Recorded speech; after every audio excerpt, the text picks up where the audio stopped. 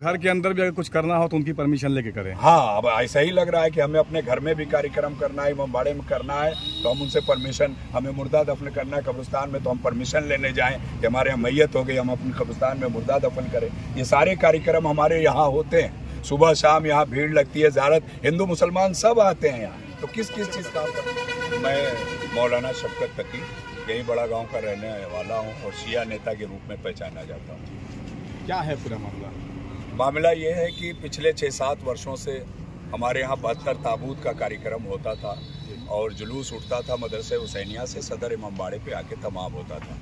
लेकिन पिछले वर्ष इंस्पेक्टर तिवारी साहब थे, उन्होंने थाने का रजिस्टर खंगाला तो कहा कि आपका जुलूस दर्ज नहीं है, इसलिए हम इसको परंपरागत नहीं मानते, लिहाजा हम ये कार्यक्रम नहीं होने देंगे। तो बहुत मेहनत और कोशिशों के बावजूद उन्होंने कहा ठीक है, अपने कैंपस में आप कर लीजिए, हमें कोई आपत्ति नहीं है। तो हम लोगों ने यही इमामबाड़े के कैंपस में पिछले वर्ष किया था। लेकिन इस बार रात में 10 साढ़े 10 बजे कोतवाल साहब ने SI को भेजा और कहा कि भाई आप जो है कैंपस में भी ये कार्यक्रम नहीं कर सकते। सुबह फिर हमारी कोतवाल साहब से बात हुई तो उन्होंने यही कहा कि ऊपर के अधिकारियों ने मना कर दिया है कि वो परंपरागत नहीं है, इसलिए ये कार्यक्रम होगा ही नहीं। और मैंने बार बार समझाने की कोशिश की कि साहब हमारे यहाँ इमामबाड़े बने ही इसलिए हैं कि हम अगर कहीं से कोई आपत्ति हो, कोई दिक्कत हो तो हम अपने कैंपस के अंदर सारे कार्यक्रम कर लें, मगर वो कैंपस के अंदर भी करने देने को तैयार नहीं है, जिसकी वजह से हमारी पूरी कौम में आक्रोश है और सारे बच्चे मायूस हैं। ये कौन कोतवाल हैं यहाँ के?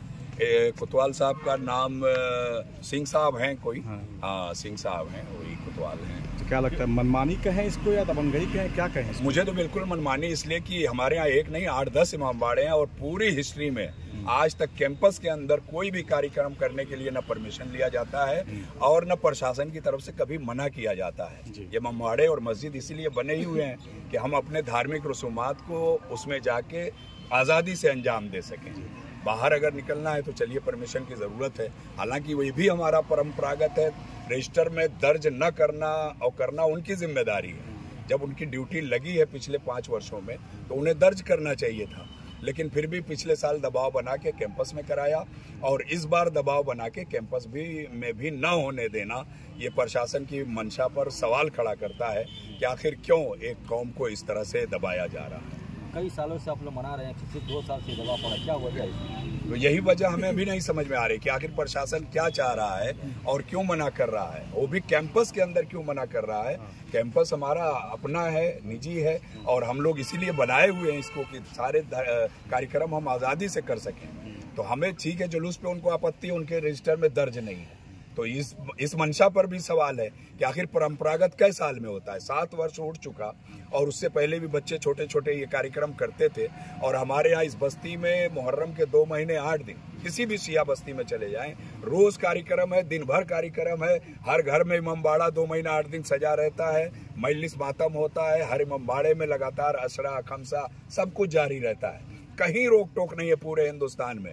आप लखनऊ चले जाइए, इमामबाड़ों के अंदर बड़े से बड़े कार्यक्रम होते हैं कोई, लेकिन यहाँ क्यों कैंपस के अंदर रोका जा रहा है हमें समझ में नहीं आ रहा। तो आगे क्या कार्रवाई कर रहे हैं प्रशासन पर? मुझे बिल्कुल तरह, या तो प्रशासन दबाव में है, इसलिए कोतवाल साहब ने कहा हमारे हाथ पैर बंधे हैं, ऊपर से हमें आदेश है, हमारी नौकरी का सवाल है, तो हमें लग रहा है कि बिल्कुल प्रशासन की मंशा ये है कि इन्हें रोका जाए। तो घर के अंदर भी अगर कुछ करना हो तो उनकी परमिशन लेके करें। हाँ, अब ऐसा ही लग रहा है कि हमें अपने घर में भी कार्यक्रम करना है, इमामबाड़े में करना है तो हम उनसे परमिशन, हमें मुर्दा दफन करना है कब्रिस्तान में तो हम परमिशन लेने जाएं कि हमारे यहाँ मैयत हो गई, हम अपने कब्रिस्तान में मुर्दा दफन करें। ये सारे कार्यक्रम हमारे यहाँ होते हैं, सुबह शाम यहाँ भीड़ लगती है, ज़ियारत, हिंदू मुसलमान सब आते हैं यहाँ। तो किस किस चीज़ का हम परमिशन लेंगे? तो अभी तो पुराना है ये, इसकी कोई गिनती नहीं है, सैकड़ों साल, कई 100 साल पुराना हिस्ट्री इसकी जो रोजा बना हुआ है, कोई हिस्ट्री निकाल ही नहीं पा रहा है कि 700 बरस पुराना है कि 600 बरस। तो कार्यक्रम को रोक दिया गया है, आगे क्या करेंगे आप लोग? अब हम यहीं बैठे हुए हैं, हम इंतजार में हैं कि हमारी आवाज़ पहुंचे और किसी तरह हमें प्रशासन यहाँ ठीक है रोड पे बाध्य कर रहा है तो, लेकिन कैंपस में हमें ना रोके। तो हम इसीलिए बैठे आला हुए हैं। अधिकारी से बात हुई आपकी? हाँ, आला अधिकारी फोन नहीं उठा रहे हैं, एसपी साहब फोन नहीं उठा रहे हैं, एडिशनल साहब का फोन नहीं लग रहा है, और बाकी राजनाथ जी को अभी लेटर भेजा जा रहा है, वहाँ बात हुई है तो उन्होंने कहा डिटेल लिख के हमें भेजा जाए, राजनाथ सिंह जी के पास जा रही है। मतलब जानबूझ के किया जा रहा है, ऐसा लग रहा है? बिल्कुल जानबूझ के किया जा रहा है। पिछले साल भी जानबूझ के तिवारी जी ने रोका, तो खैर इतना उन्होंने रहम कर दिया कि कैंपस के अंदर कर, लेकिन उससे आगे बढ़ते हुए इन्होंने कैंपस के अंदर भी रोक दिया। मतलब इंसान को अगर गम भी मनाना हो तो इनसे परमिशन ले कि हम कब रोएं, कब ना रोएं, कब मातम करें, कब नौहा करें, सब परमिशन। भाई जुलूस होता, सड़क पे जाना होता तो ठीक है, आपने नहीं दिया परमिशन, हम मान गए कि आप सड़क पे हमें नहीं निकलने देंगे, लेकिन कैंपस के अंदर क्यों मना कर रहे हैं, ये हम मीडिया के जरिए आप लोगों के माध्यम से अपनी आवाज़ को पहुंचाना चाह रहे हैं। इसलिए कि हो सकता है कि अधिकारीगण हमारे फ़ोन को ना उठाएं, तो कम से कम आप लोग हमारी आवाज़ को पहुंचा देंगे। आपको लगता है कि हिंदू मुस्लिम सभी सौहार्द के साथ मनाते रहे यहाँ, क्या लगता है आपको? यहाँ पूरी तरह से हिंदू मुसलमान आज 10वीं मुहर्रम को आ जाएंगे तो कोई ताज़िया, 50 सैकड़ों ताज़िए होते हैं, कोई ताज़िया बचेगा नहीं जहाँ हिंदू माएँ बहनें अपने छोटे छोटे बच्चों को लेके मन्नत मानने ना आती हों। ये रास्ता गुजर रहा है, ट्रक वालों को छोड़ दीजिए, लोकल हमारी माएँ हिंदू बहनें आती हैं, सीधे अम्बाड़े में जाती हैं बिला रोक टोक, अपना समझ के जाती हैं। ये नहीं कि शिया है तो उससे पूछें कि हम जा सकते, बिल्कुल अपना समझ के जाती हैं, पाँव लगती हैं वहाँ रोज़े पर और मन्नतें मानती हैं। सारे कार्यक्रम यहाँ चलते रहते हैं और आज मेन कार्यक्रम से रोका तो गंगा जमुनी तहजीब को ये रोकने की कोशिश की जा रही है कि सौहार्द को बिगाड़ा जाए। सैकड़ों लोग बाहर से आएंगे, हिंदू मुसलमान देखने के लिए आते और प्रोग्राम में शरीक होते, लेकिन वो पूरी तरह से प्रशासन की मंशा जो भी हो, लेकिन मुझे नहीं लग रहा है कि सरकार का रवैया अच्छा नहीं। देखा जाए तो जगह सरकार विशेष धर्म को टारगेट करे, कहीं लाउडस्पीकर के लिए मना करे तो कहीं इमामबाड़े के लिए मना करे, तो क्या लगता है? नहीं, पूरी तरह से टारगेट। यहाँ माइक लगे हुए थे, आके बिना पूछे हुए उठा ले गई, और ये सब सारे, जबकि ये मस्जिद नहीं है, इमामबाड़ा है।